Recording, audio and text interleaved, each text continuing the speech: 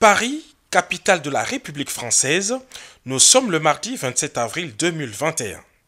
Le palais de l'Élysée a déroulé tout son protocole d'honneur pour accueillir le président de la République démocratique du Congo et président en exercice de l'Union africaine, Félix-Antoine Tshisekedi Tshilombo.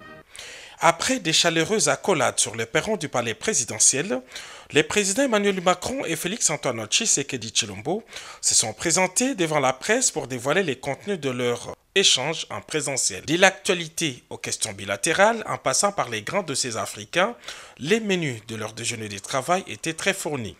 En soutien à son hôte de marque, le président Emmanuel Macron a noté avec satisfaction l'évolution de la situation politique en République démocratique du Congo. Président, cher Félix, je suis très heureux de vous accueillir aujourd'hui à Paris, en tant évidemment que président de votre pays, après des échéances politiques intérieures importantes et franchies avec succès, dont je vous félicite parce qu'elles sont une étape importante de la modernisation de la vie démocratique, politique, RDC, et de votre volonté d'aller de l'avant, mais aussi en tant que président de l'Union africaine et partenaire stratégique de la France. Préoccupé par la situation au Tchad, le président Félix-Antoine Tshisekedi Tshilombo et Emmanuel Macron ont donné leur point de vue convergent.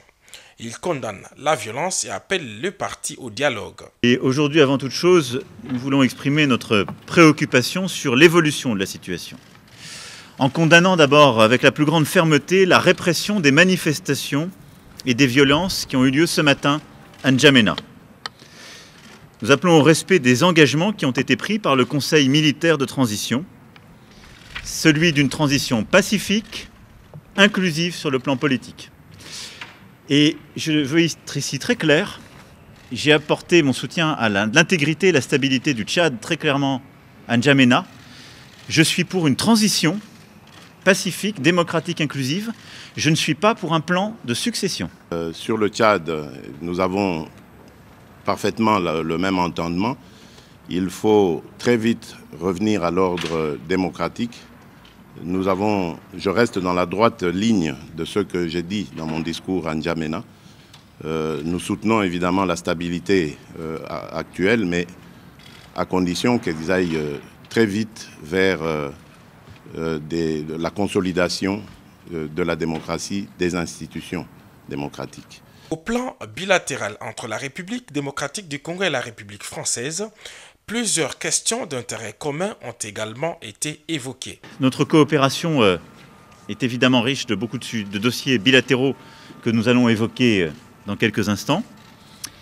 Volonté de développer la coopération économique, les opportunités offertes à la jeunesse de votre pays par les programmes d'éducation, de santé et de création d'activités économiques, politique aussi de francophonie, car nous avons là-dessus également beaucoup à faire ensemble.